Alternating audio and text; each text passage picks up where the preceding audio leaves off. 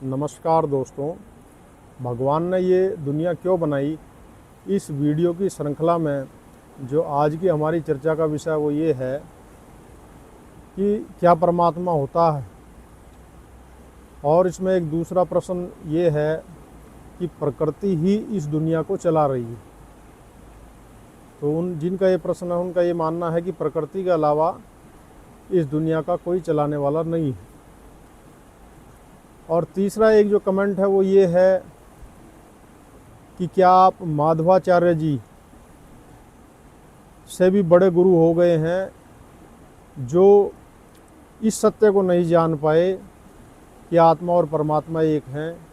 क्या आप कपिल मुनि जी से भी बड़े गुरु हैं जिन्होंने सांख्य दर्शन की रचना करी और वह भी सत्य को नहीं जान पाए कि परमात्मा और आत्मा एक है। तो इसी विषय को समझेंगे। पहले मैं उन्हीं का जवाब दे देता हूँ कि भाई देखो, मैं कोई गुरु नहीं हूँ और जो मुझे समझ में आया वही मैं आप लोगों से शेयर भी कर रहा हूँ। और उसका कारण भी है क्योंकि एक जिंदा इंसान जो है वो अपनी ज़िंदगी का जो अनुभव है उसको शेयर तो करता ही है, चाहे वो किसी भी रूप में है, चाहे वो आध्यात्मिक रूप में है, चाहे संसारिक रूप में है। एक जिंदा इंसान अपने अनुभव ज़रूर शेयर करता है दूसरों को। और जो मेरी समझ है, जो मैंने समझा जाना है, यहाँ पे भाई कोई गुरु शिष्य नहीं है, या फिर आप ऐसे कहिए कि सभी गुरु शिष्य हैं। जो शिष्य है वो गुरु है और जो गुरु है वो शिष्य भी है। दोनों ही चीज़ें साथ साथ चलती हैं। और रही बात देखो माधवाचार्य जी और कपिल मुनि जी की, या महावीर जी की, या बुद्ध की, या श्री कृष्ण जी की, या राम जी की, या जो भी आज से पहले महापुरुष हुए हैं जिन्हें आत्म उपलब्धि हुई है, मैंने उनको इतना नहीं पढ़ा है और मुझे उनके बारे में इतनी जानकारी भी नहीं है।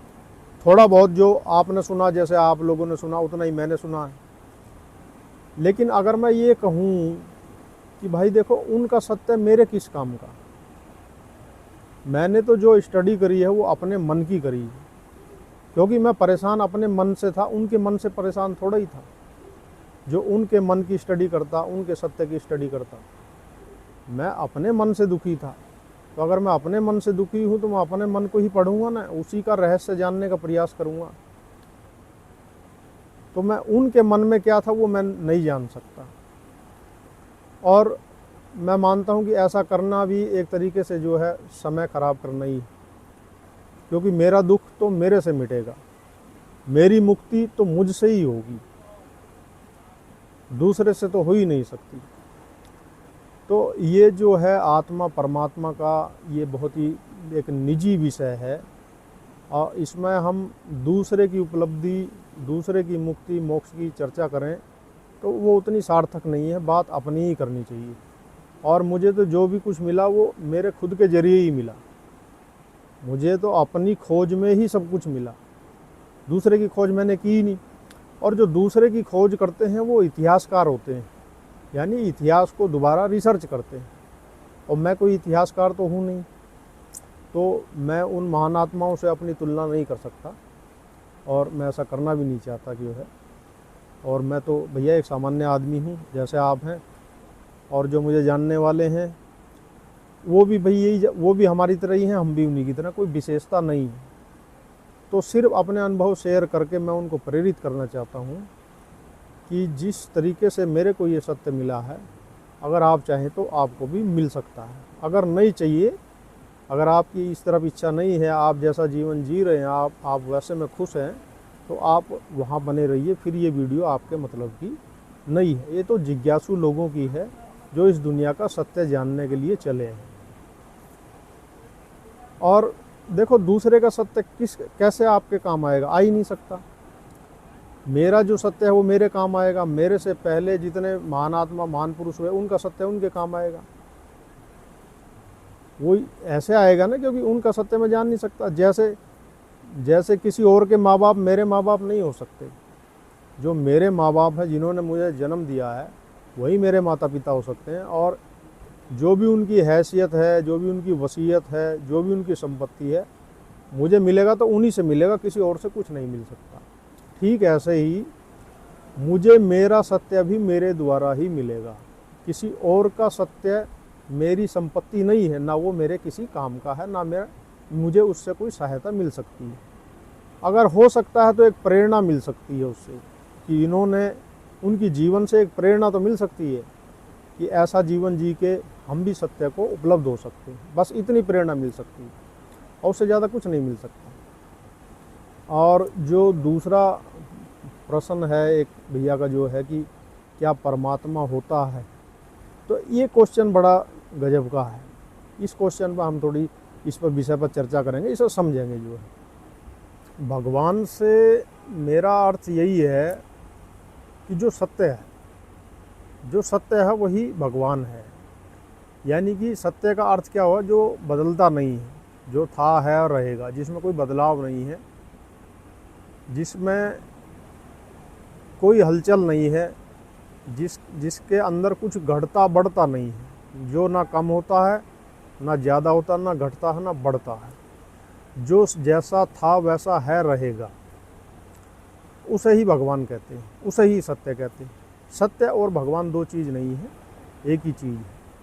तो जब भी हम भगवान की बात करें या सत्य की बात करें तो वो एक ही चीज़ है। और यह जो साकार जगत है, ये जो जगत हमें दिखाई दे रहा है, इसे हम माया जगत के रूप में भी जानते हैं, दृश्य जगत के रूप में भी जानते हैं। इसका भी कोई बिगिनिंग और एंडिंग पॉइंट नहीं है, यह भी था है और रहेगा जो है। अब सवाल यह है कि मैं क्या हूँ और मेरा भगवान क्या है, यही ध्यान और विचार करने का विषय है। जो भगवान है उसे तो हम नहीं जानते हैं, और जिसे हम नहीं जानते हैं उसे जान भी नहीं सकते हैं, क्योंकि भगवान के बारे में तो हमने सुना है, लेकिन भगवान क्या है ये हमें पता नहीं है। और जो भगवान के बारे में हमने सुना है वही हमने मान भी लिया है। हमें ये नहीं पता कि वो जैसा हमने सुना है वैसा ही है, या उससे अलग है, या उससे भिन्न है, या उससे बिल्कुल विपरीत है, ये हमें नहीं मालूम। तो जब ये मालूम नहीं है तो इसे हम जान नहीं सकते। हम जिसे जान सकते हैं उसकी चर्चा करेंगे। देखो, मेरे भगवान को मानने वाला मैं हूँ, और ये जो मैं है ना, ये जो मेरी मैं है या जो आपकी मैं है, ये सब की मैं अलग अलग है। अलग अलग इस कंसेप्ट में है, इस संदर्भ में है कि इसमें अलग अलग विषय हैं।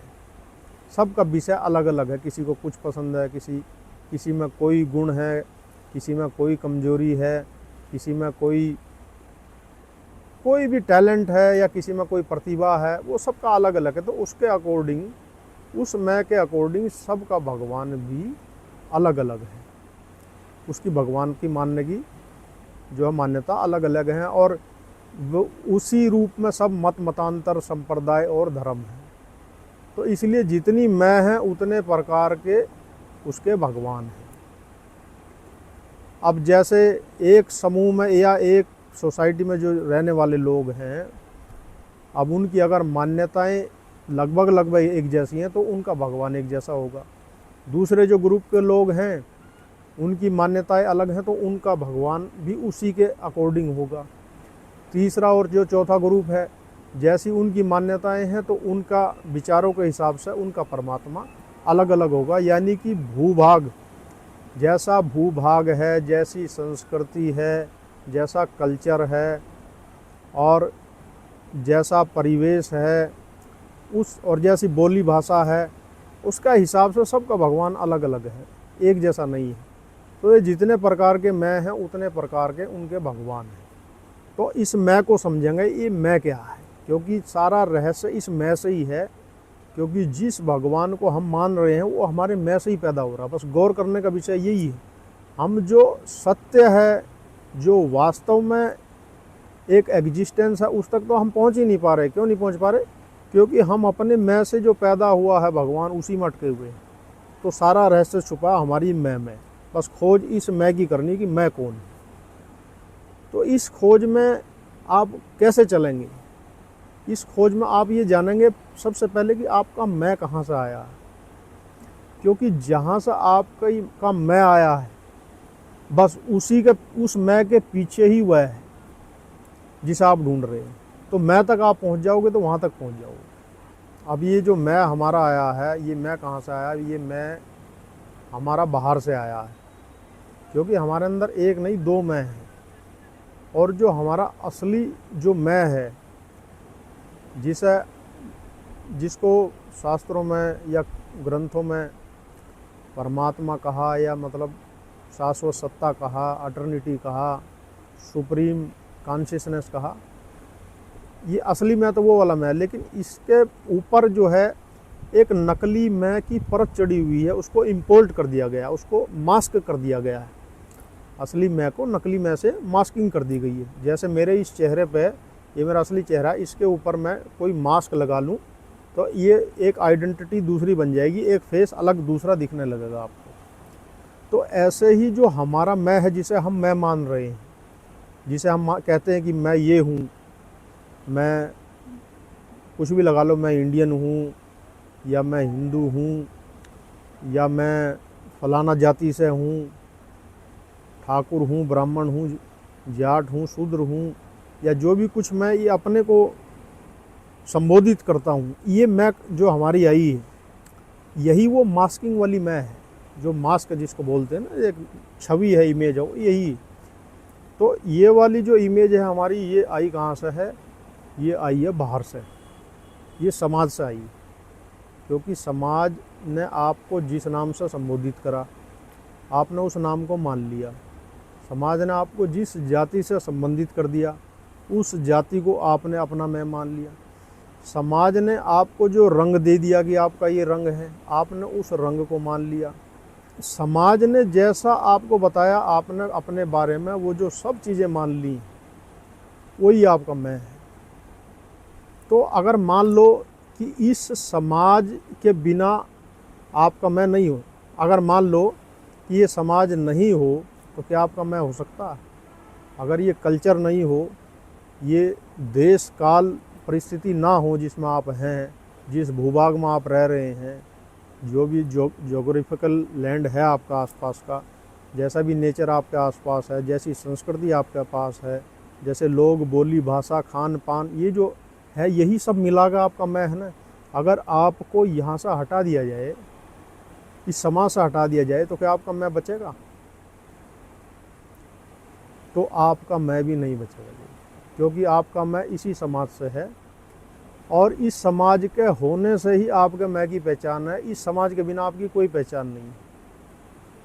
आप इस समाज से दूसरे समाज में चले जाइए, आपका मन ही नहीं लगेगा। इस देश से दूसरे देश में चले जाइए, आपका दिल ही नहीं लगेगा, क्योंकि वहाँ पर आप आइडेंटिटी लेस हो जाओगे, आपकी कोई आइडेंटिटी ही नहीं है। ज़्यादा से ज़्यादा आप ये कहोगे मैं इंडियन हूँ, कौन जानता आपको?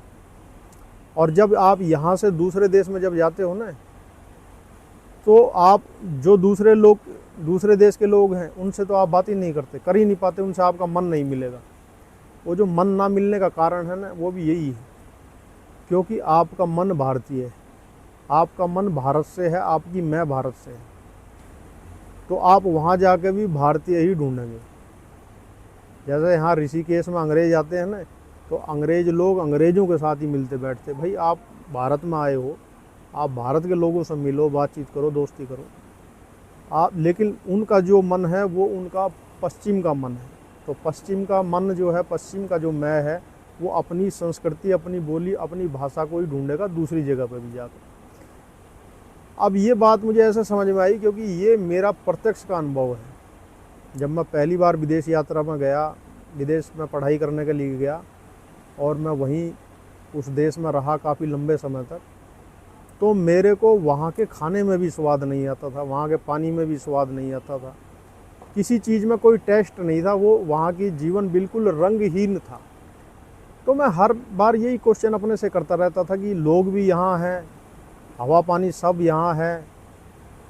अब ये तो है नहीं कि हवा पानी और वो चीज़ें बिल्कुल बदल गई, थोड़ा बहुत बदलाव हो सकता, लेकिन ऐसा क्यों है कि बिल्कुल ही यहाँ का जीवन मेरे को स्वादहीन, रंगहीन, मतलब एक उदासी वाला लगता है। तो उस उदासी का जब मैंने धीरे धीरे मैं अपने अंदर घुसा, तो मुझे उसका कारण यही मिला कि मेरा जो मन है वो भारत का मन है, और भारत में भी उत्तर भारत का, और उत्तर भारत में भी जो हिमालय के आसपास का एरिया वहाँ का है।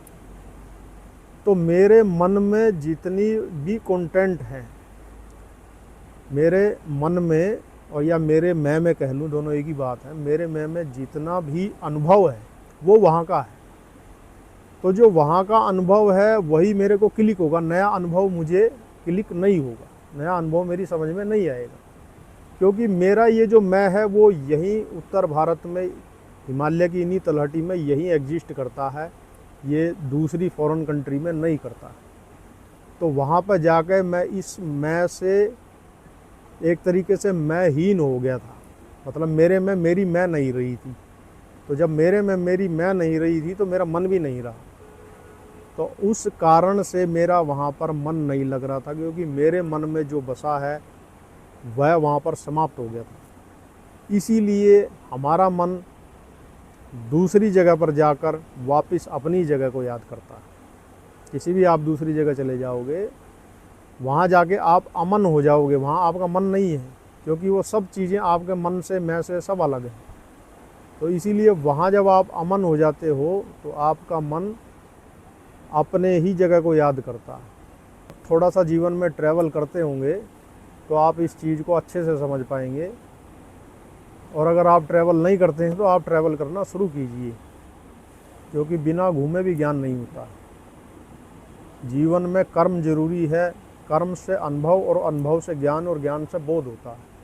इसीलिए आपने देखा होगा, और इसके पीछे जो हम घूमते हैं ट्रैवल करते हैं, इसके पीछे मुख्य कारण ये भी है, क्योंकि जहाँ हम रह रहे हैं हम अपने उस मन से परेशान हो गए हैं, देख दिखावे से परेशान हो गए हैं, बड़े छोटे से परेशान हो गए, हीन भावना से परेशान हो गए। इसलिए आदमी वहाँ से निकलना चाहता है कि कुछ दिन मैं अपने खुद के साथ जीऊँ, जो मेरा असली स्वरूप है मैं उसके साथ जीऊँ कुछ दिन। इसीलिए वो अपनी जगह से निकलता है, कहीं दूर जाता है, क्योंकि दूसरी जगह उसे कोई जानने वाला नहीं है, उसकी कोई भाषा बोलने वाला नहीं है, उसकी पहचान करने वाला नहीं है।